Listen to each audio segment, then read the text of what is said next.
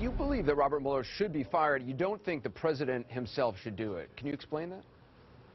I can. I think that the president firing Mr. Mueller would create a series of conflicts and other downstream effects that would be bad for the country. I think this is the job of the Attorney General, because there's been no evidence of collusion produced by the special counsel, and because there's been a House finding of no collusion in the Intelligence Committee. I think the Attorney General would be right to renounce his recusal, to re-establish command of the Department of Justice, and then to give Bob Mueller a time period to produce the evidence that he may or may not have regarding collusion. And if he doesn't produce it, let's wrap this up and move on to tax cuts and other important things for the country. But as you know, I mean, the investigation isn't over for Robert Mueller, so there's no reason why, I mean, again, we don't know if there was collusion or not, but there's no reason why at this point he would have charged something on collusion. He seems to be building a number of cases.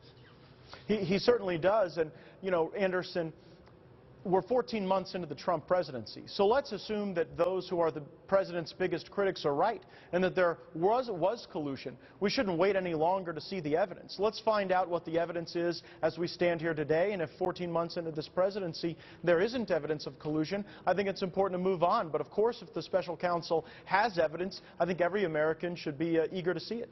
I just want to play something that your Republican colleague, Congressman Trey Gowdy, said yesterday about Mueller. I just want to play this. Give him the time, the resources, the independence to do his job. And when you are innocent, if the allegation is collusion with the Russians and there is no evidence of that, and you're innocent of that, act like it.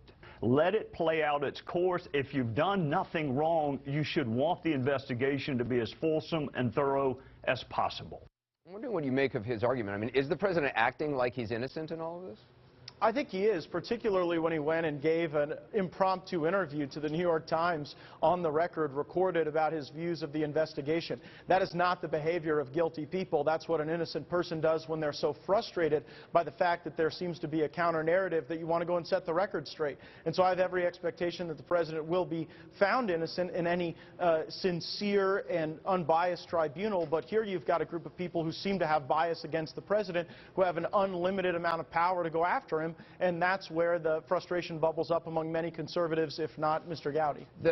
The new lawyer who the president has added to his legal team said that the Russia investigation was cooked up by a group of FBI and DOJ officials intent on, in his words, trying to frame Donald Trump of a falsely created crime. Do you believe that's what happened here, that there's some sort of cabal at the top echelon of the FBI? Is that what you're alleging?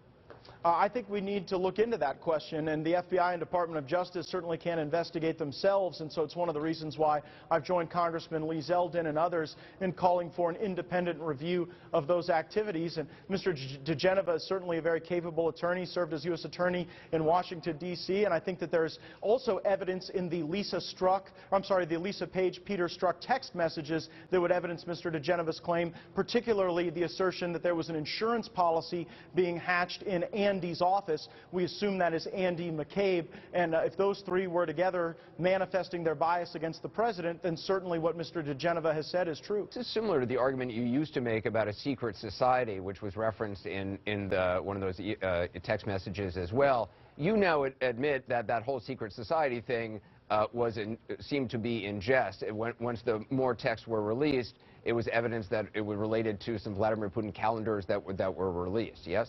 Well, I think that it's always reasonable to try to get more context to these claims. It's highly aberrational that you've got two people engaged in an extramarital affair texting in real time about an investigation of the President of the United States and about an investigation of a presidential candidate like Hillary Clinton. Right, but so again, it was a reasonable question to wonder why people at the FBI were referencing a secret society. While there may have not been some formal incarnation of that, you may have had the very informal cabal that Mr. DeGeneva referenced working against the president. You do admit, though, with the fuller context, it now just was a lighthearted remark, yes? Well, look, there still are messages we haven't seen, so I think that before drawing those conclusions, we should have a full redaction of the text messages. There are over 1.2 million records the Judiciary Committee has requested. We've received about 3,000 of those records, so I think there's a lot more investigating to do, and it may very well be that you had an informal cabal functioning in secret with a societal goal of hurting President Trump without any evidence. That sounds like a massive conspiracy theory. It may have been a massive conspiracy at play. That's why we want a special counsel to look at these things. Look, when you've got the FBI saying that it's wise to go and fire Mr. McCabe, who was one of the senior officials at the FBI, you have got sufficient smoke to believe that there is fire that exists. And that's why we're asking the tough questions. It's why we want to have an independent review of the activities of the FBI and Department of Justice in the FISA process, in the Clinton Foundation, in the Clinton email scandals. And I think that Mr. McCabe's firing validates many of the concerns that I've raised along with many of my colleagues. You said, though, the FBI can't investigate itself. As you just said, it was an FBI review which called for McCabe to be fired.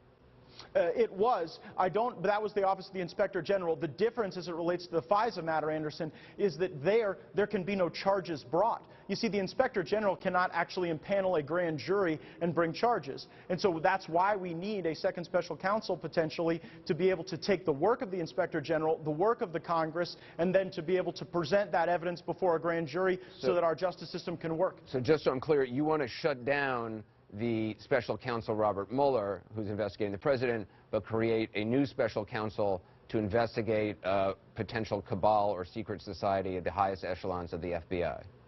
Correct, and the reason that I have those views is that the Mueller probe has so many people included in it that won't be able to see beyond their own bias. I'm not suggesting that Joseph DeGeneva or any major contributor or supporter of the Trump campaign be appointed to go and look into the FBI or the Department of Justice. I'm seeking an independent review with people who have not manifested their political activity to the extremes that the people have who are involved with Bob Mueller. All right. Congressman Gaetz, I appreciate your time. Thank you. Thank you, Anderson.